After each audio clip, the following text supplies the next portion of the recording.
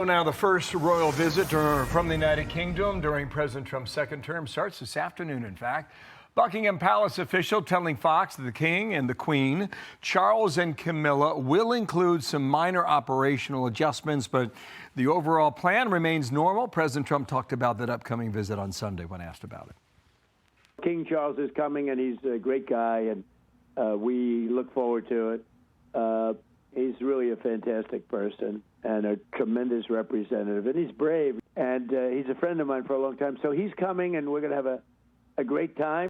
So now the anchor and executive editor of the story, Martha MacCallum, who's in Washington, D.C. before the big royal visit. Martha, great to see you. Morning. Good morning to you. I want to read something from the palace that came out about, in the events of Saturday night and now today. The King and Queen are most grateful to all those who have worked at pace, I love that, who have worked at pace to ensure this remains the case and are looking forward to the visit getting underway tomorrow. That from Sunday afternoon.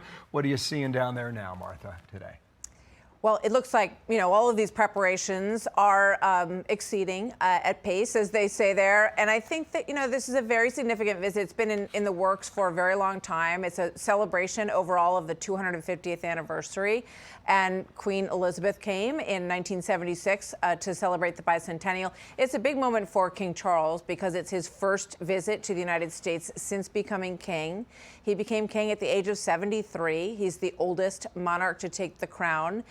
So, I think this is personally for him an important moment. It comes at a time when obviously the relationship is strained, the special relationship between the United States and the UK. Keir Starmer is in very tenuous position in his own leadership in the United Kingdom. His approval numbers are weak. There's a lot of discussion about continuing investigations that they want him to oversee. So I think in a lot of ways, Keir Starmer's hoping that King Charles is going to help him out here and sort of help bond this relationship in a way that might make a difference going forward. But I think President Trump has been very clear about what he expects from the special relationship, and I think he'll continue to press that. You were at the dinner on Saturday night, Martha, and this is the third target against President Trump in his second term, just in the last 3 years. That included a campaign stop. Here's from the Wall Street Journal editorial board. We need our political and media classes to stop talking and writing in apocalyptic terms and restore reason to political debates. We need to revive the traditional moral line that violence is unacceptable. And that, of course, from the Wall Street Journal. I know I was just told, Bill, I'm looking for somebody wise to help talk about this. And here we have you to help us think it through. First of all, it was obviously very unsettling. I remember thinking that afternoon, how do they pull this off? How do they get all of these dignitaries and all of these members of the cabinet and the vice president and the president all on one stage in this huge public hotel? And I think that it has always been a bit of a mystery that people are able to pull it off. You can't get in or out of that room easily, as you guys both well know. Your seat is like backed up against the person behind you, and it's very hard to budge. Yep. So all that said, I think it's going to be very interesting to see if they pull this off in a way over the next 30 days.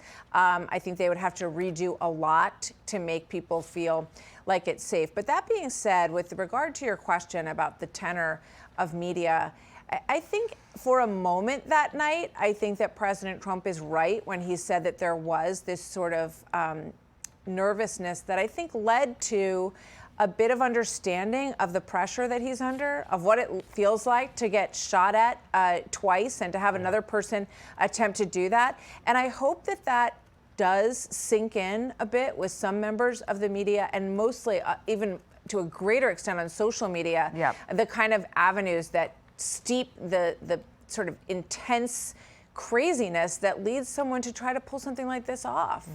Yeah. I would just add, Dana and I were talking about this during the commercial. Very similar to Butler.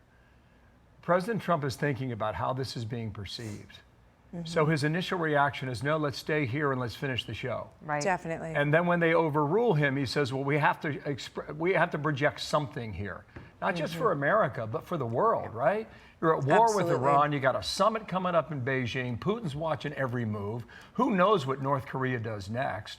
So to his credit, he calls a press conference in the briefing room and as a show of strength has his entire cabinet, his VP and the First Lady in the briefing room on stage. Yeah, And to think of that in the moment, Martha, is something else. No, I thought that was extraordinary. And I was sitting next to Stephen Chung, and I said, you know, any other president would have been miles away from that hotel in minutes. They would have instantly put the president into the car. They would have been safely behind the gates at the White House. But I said to Stephen Chung about 3 minutes in, I said, is he still in the building? And he said, yeah. He doesn't want to leave. He wants the dinner to get back underway. And there was one moment when someone got on a microphone and said, please sit down, we're about to serve dinner. And we were all like, really? They're going to serve dinner now? Right. A, it's probably cold, and B, it seems like a logistical disaster.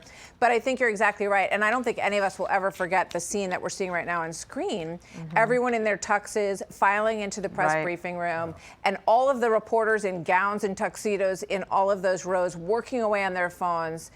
It was extraordinary in a lot of ways. As are you. Thank you, Martha. We'll be seeing all your coverage as we go forward We'll look forward to it. with Great the to be King's with you as visit. always. Yeah. Thank you. Thank you, Martha. Two other thoughts you later. here. And some of these images that you've already heard about. Erica Kirk was there. I know. And you think about what she's been through over the past year. Steve Scalise was helping others inside the room. This is a member of Congress who was shot. Wow, you forget time. How many years ago was it, right? When they're getting ready for the baseball game. Was it during COVID, was right? it 5 years ago? 5, 6. And these are just two of the many individuals inside that room All on right. Saturday night. Well, we thank you, Martha. We'll have much more coming up. Be sure to like and subscribe for all the Fox News latest on YouTube, and catch full shows streaming now on Fox One.